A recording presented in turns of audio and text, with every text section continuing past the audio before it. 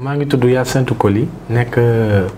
secrétaire exécutif bu réseau des jeunes buy xeex lépp luy xarafal jigéen lépp luy exigeant ak sëyub xale yi ci fii ci Sénégal. alors ñun suñu réseau dañoo jóg ay ndaw ñoo dajaloo ngir boole seen doole ngir xeex lépp luy xarafal jigéen mais lépp aussi loo xam ne day gàllankoor wér-gu-yaram ak bànneex ak wér-gu-yaramu jigéen. moo tax tey jii suñu réseau ñu créé ko ngir jeunes yi àndandoo jeunes yi jóg mobilisé wu di waxtaan ak seen i moromu ndaw di waxtaan ak kilifa yi di waxtaan ak suñu kilifa yi ngir ñu mën a xeex ngir ñu mën a génnee fii lii di xarafal jigéen. waaw gox yu nu gën a fës yu nu gën a gis ne moom moo gën a am excision dafa am doole te fa la ñuy ëpp dem mooy ci ñun dañ ko tànk ci fukki juróom-ñaari gox muy goxu Matam goxu Kédougou goxu Kolda goxu Sédhiou goxu Ziguinchor goxu Kédougou ak goxu boo xam ne dañuy ne zone frontalière yi parce que ci frontière nit ñi dañuy génn ko dugg loolu parfois dañoo gis ni tamit foofu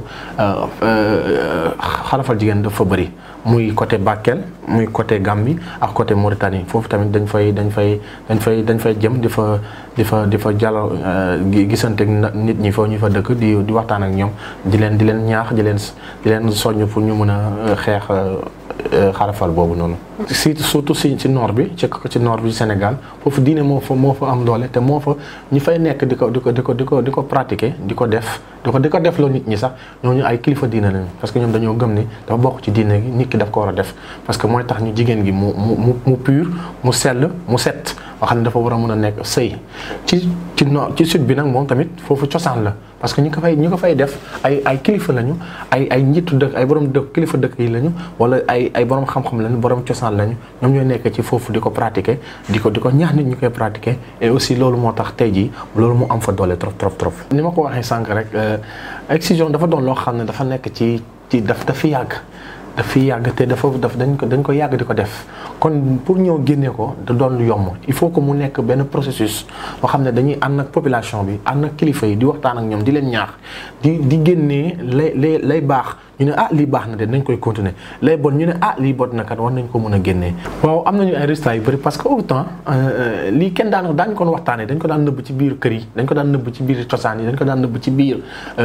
initiation yi mais léegi dem nañu ba ndaw yi léegi ñeme nañu toog di ko wax di ci waxtaan ak ñoom di ci ñaax seen i waajur di ci ñaax seen i kilifa loolu tey jii loolu doon na loo xam ne dañ koo am ci Sénégal gi yëpp. ñaareel bi mooy dem nañu ba